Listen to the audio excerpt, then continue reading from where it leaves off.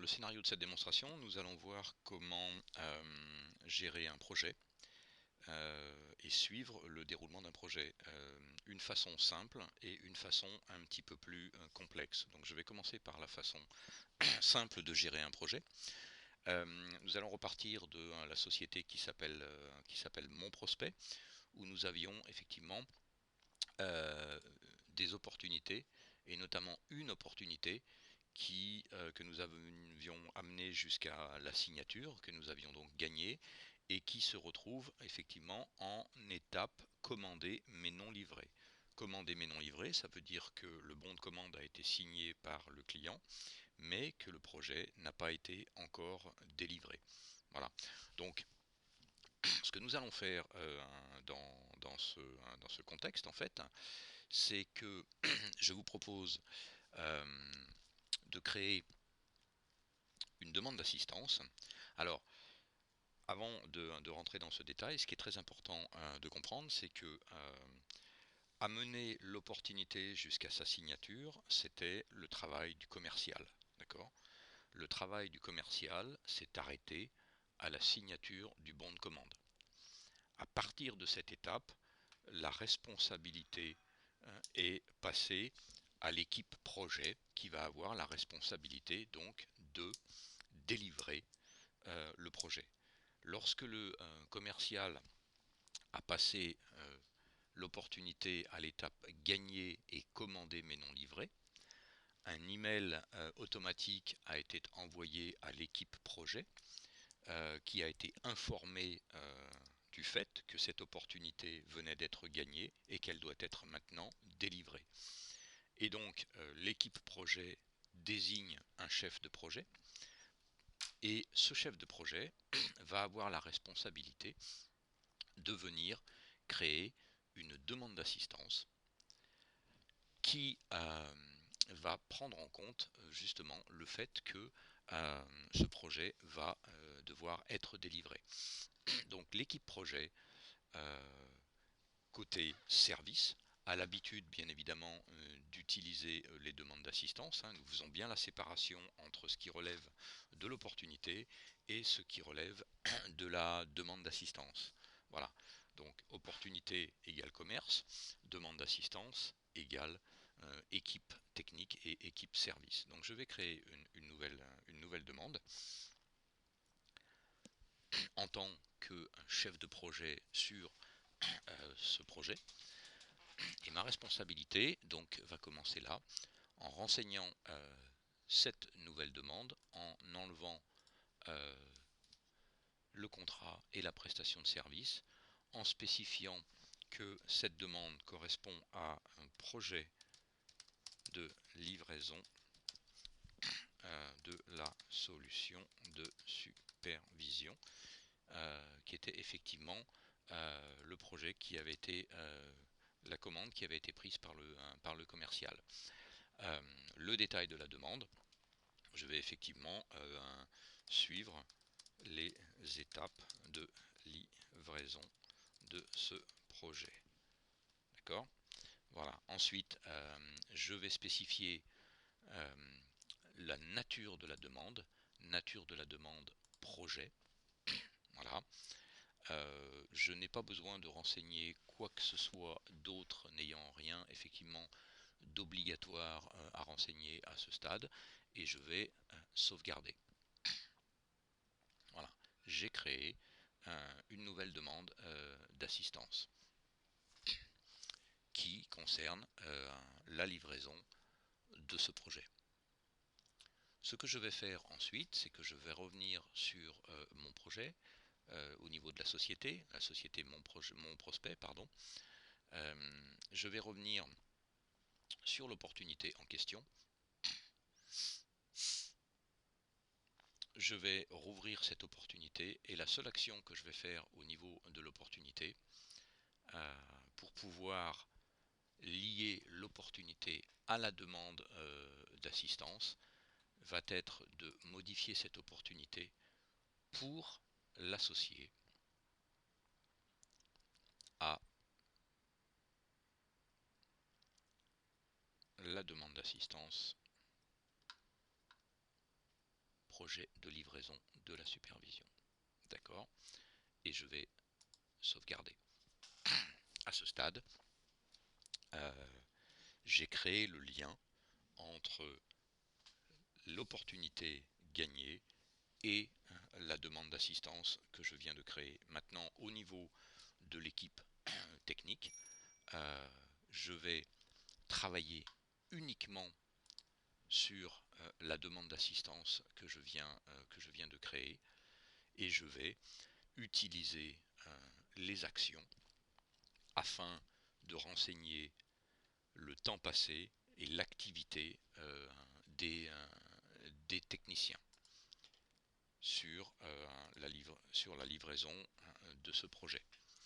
Donc, je vais revenir au niveau de la société Mon Prospect.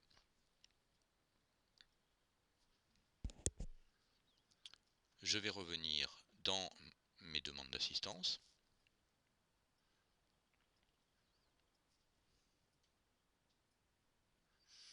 Et je vais pouvoir planifier du temps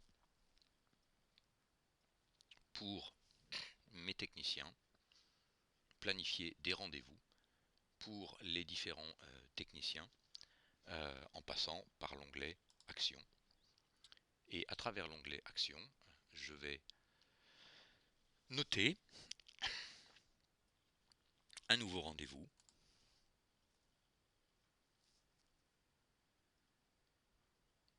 pour une personne de l'équipe technique.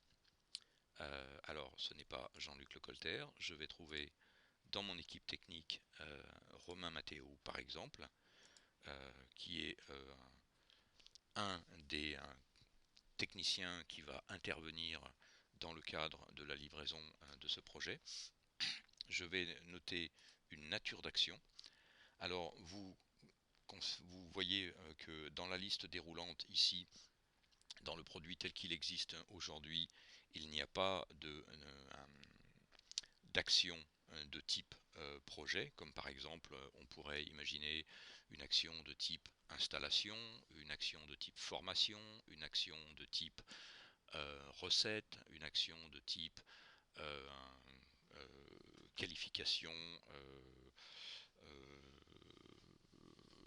paramétrage, etc., etc. Voilà, donc cette liste déroulante va évoluer dans la prochaine version du produit et nous retrouverons des types d'actions relatives à des projets. Pour l'instant, il y a possibilité effectivement de personnaliser cette liste déroulante afin de rajouter ces types d'actions. Donc ce que je vais faire pour le contexte de la démo, c'est que je vais mettre autre et je vais mettre effectivement dans l'objet par exemple validation des prérequis techniques. Okay, qui peut être par exemple un type d'action effectivement qui pourrait être référencé dans la liste déroulante, et je vais spécifier à mon technicien effectivement déjà envoyer les prérequis techniques au client. Bien évidemment, avant de les valider, potentiellement il faut que je les envoie au client. Ensuite, les valider. D'accord ? Voilà, je vais planifier donc pour Romain Matteo un rendez-vous que je vais lui positionner aux alentours du 29. Et je vais dire par exemple de 14h à 17h. Est-ce que Romain est disponible effectivement de 14h à 17h? Oui, tout à fait. Donc je vais pouvoir lui planifier ce rendez-vous. Romain va retrouver ce rendez-vous dans son calendrier.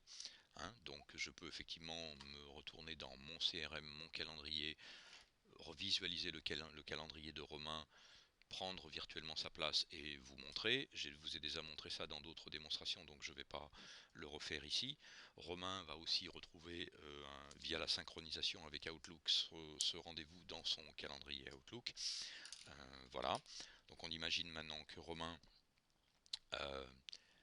nous sommes le 29/10, je suis Romain Matteo, et effectivement, je vais rouvrir ce rendez-vous. Ok, je suis chez mon client en train de faire cette installation. Je vais donc euh, indiquer cette installation, cette validation pardon, des prérequis. Je vais indiquer ce que je fais et potentiellement horodater mes actions de façon à garder une trace avec la date et l'heure. Je vais indiquer à la fin, dans le scénario de démo, effectivement, on pourrait se baser sur la version automatique. On va dire ici que j'avais planifié 3 heures. On va dire que j'ai passé 2 heures 30 minutes. Voilà, donc je force à la main les 2 heures 30 minutes. Je termine mon rendez-vous. Je dis que oui, effectivement, tout s'est bien passé. Je renseigne euh, le type d'objectif, effectivement, le type d'activité que j'ai fait à ce niveau-là. Diagnostic par exemple, hein, puisqu'il s'agit de validation de prérequis, donc j'ai diagnostiqué que effectivement les prérequis étaient bien respectés, et je sauvegarde mon action. Voilà. Cette action étant rattachée via la demande d'assistance à l'opportunité, je vais pouvoir effectivement retrouver le nombre d'heures attachées à cette demande d'assistance, et donc attachées à l'opportunité gagnée. D'accord. Ma demande étant de type projet, je vais bien évidemment retrouver le fait qu'il s'agit du projet de livraison associé à l'opportunité, et je vais pouvoir décompter l'ensemble de la main-d'œuvre consommée, entre guillemets, euh, type d'action par type d'action dans le cadre de la livraison de ce projet, pouvoir comparer ça à la volumétrie d'hommes-jours qui a été vendue par le commercial, et comparer du temps théorique avec du temps effectif, et regarder effectivement si le commercial ayant vendu 5 hommes jours par exemple, si la volumétrie horaire passée dans les différentes activités par les techniciens et consultants qui sont intervenus pour faire la validation des prérequis, pour faire l'installation, pour faire la formation, pour faire la recette par exemple, correspond bien à un total de 5 hommes jours. Si ça correspond, ça veut dire que mon commercial a fait une très bonne proposition et qu'effectivement il a vendu la bonne volumétrie d'hommes-jours. Si nous avons consommé moins que ce que le commercial a vendu, j'ai envie de dire c'est tant mieux, parce qu'on a gagné plus d'argent dans ce projet que ce que l'on espérait. Si nous avons passé plus de temps, plus de 5 hommes jours au total, ça veut dire que potentiellement nous avons, pas potentiellement, ça veut dire que nous avons gagné moins d'argent que ce qui était prévu dans le cadre de ce projet. Donc là, deux solutions. C'est soit nous avons l'opportunité de facturer le temps additionnel au client, ce qui n'est pas forcément simple, soit effectivement nous prenons pour nous le temps additionnel passé, parce que le commercial, avant d'envoyer sa proposition, s'il a bien travaillé, il est effectivement venu consulter l'équipe technique pour lui demander si la volumétrie d'hommes-jours dans ce projet qu'il avait mis dans sa proposition correspondait bien à quelque chose qui est validé par l'équipe technique. Et dans ce cas, ça veut dire que l'équipe technique s'est engagée à savoir livrer ce projet en 5 hommes jours. Après, c'est son problème à l'équipe technique de ne pas tenir ses engagements. Voilà. Et donc d'assumer l'éventuel manque à gagner, voire potentiellement la perte, si effectivement la volumétrie d'hommes-jours monte jusqu'à un niveau ou dépasse tellement ce que le commercial a vendu que eh bien, le risque c'est de finir de perdre de l'argent sur ce projet. Voilà, ça c'est le premier scénario euh, pour un suivi simple, j'ai envie de dire, d'un projet. Un autre scénario euh, qui pourrait être encore plus précis pourrait être je vais vous le décrire très rapidement, je vais pour la vitesse de la démo.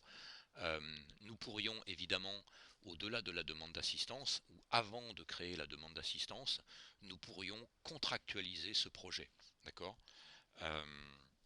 L'idée serait de créer un contrat qui ne serait pas un contrat de service, justement, puisqu'il n'y aurait pas d'aspect de récurrence, de créer un nouveau contrat qui est le contrat signé avec le client si effectivement le bon de commande a donné lieu à un contrat de livraison du projet. Donc nous pourrions contractualiser la livraison de ce projet en créant un nouveau contrat, en précisant que ce contrat n'est pas un contrat de service au sens qu'il n'a pas de récurrence, d'accord. Associé à ce contrat, nous pourrions créer une prestation dans un modèle à la consommation, où nous consommerions des heures et où nous consommerions un crédit d'heure qui est égal à ce que le commercial a vendu en termes d'hommes-jours dans sa proposition. Si le commercial a vendu 5 hommes-jours et que l'on considère que une journée représente 7 heures, eh bien nous allons vendre 5 fois 7. Si je ne me trompe pas, ça doit faire 45 heures. 5 fois 7, 45. Donc une volumétrie, un crédit de 45 heures. euh, Deux techniciens consultants qui vont livrer ce projet. D'accord. Donc un nouveau contrat de type euh, pas un contrat de service. Création d'une nouvelle prestation de service à la consommation. Je consomme des heures. Je propose un crédit d'heure qui est égal à ce que le commercial a signé avec son client, à savoir 5 hommes jour, 5 fois 7 heures, 45 heures. Et lorsque je vais euh, créer une demande d'assistance, je vais associer cette demande d'assistance de type projet à ce contrat et à cette prestation. D'accord. Ce qui fait que toutes les actions qui seront prises de livraison de projet, que ce soit pour la validation des prérequis, que ce soit pour la formation, que ce soit pour l'installation, la configuration, etc., seront euh, des actions qui seront donc associées à cette demande d'assistance, qui elle est associée à ce nouveau contrat et cette nouvelle prestation. Et donc toutes les actions qui consommeront du temps sur la prestation à la consommation.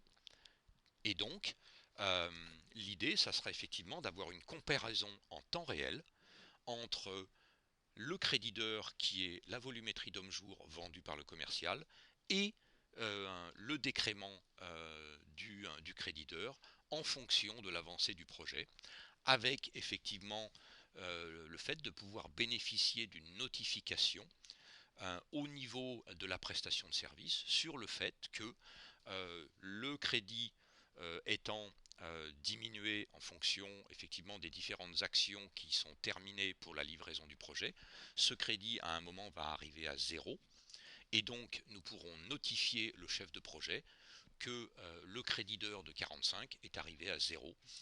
Et effectivement, encore une fois, euh, l'idée est de savoir en temps réel où nous en sommes sur le reste à faire, on va dire, ou le reste d'heures à consommer dans le crédit pour pouvoir finir de livrer le projet. Voilà une autre façon, un petit peu plus sophistiquée, mais un petit peu plus précise aussi, pour suivre le déroulement d'un projet. Voilà. Euh, donc, important, possibilité de suivre un projet, possibilité aussi de planifier du temps, hein, en termes de planification dans le calendrier. Donc il va être important effectivement dans le cadre de la planification de calendrier, ça c'est un point important aussi, de pouvoir créer une équipe. Je n'en ai pas dans le scénario de démo, mais l'idée effectivement pourrait être de créer une équipe de delivery qui regroupe l'ensemble des consultants et techniciens qui font partie de cette équipe, et donc ce qui me permettrait effectivement de venir voir le calendrier de l'équipe et de pouvoir voir l'ensemble des activités de toutes les personnes de l'équipe et des disponibilités de ces personnes. Ceci permettrait de planifier l'ensemble des activités en avance de phase sur l'ensemble d'un projet, sur toutes les personnes de l'équipe. D'accord. Je pourrais planifier dès le début du projet les personnes qui vont faire. Voilà, je choisirai effectivement l'équipe pour laquelle voilà, je devrais effectivement ici dans cette liste avoir équipe technique, ce qui me permettrait effectivement d'avoir une visibilité sur l'ensemble des personnes de l'équipe et de leur planifier du temps à l'avance pour délivrer ce projet sur toutes les étapes du projet, potentiellement jusqu'à la fin du projet, si effectivement le projet comment dire, ne dure pas plusieurs mois ou plusieurs années. Voilà. Euh, et donc, effectivement, ça relève de la planification à l'avance de toutes les activités d'un projet dans le calendrier, de façon au niveau du chef de projet à bien s'assurer que tous les gens, toutes les personnes qui vont délivrer sont bookées à l'avance pour délivrer le projet de façon efficace et que l'on ne va pas rencontrer effectivement des problèmes de disponibilité de personnes pour délivrer un projet afin de tenir le calendrier sur lequel on s'est engagé avec le client. Voilà, j'en ai terminé sur cette partie de la démonstration.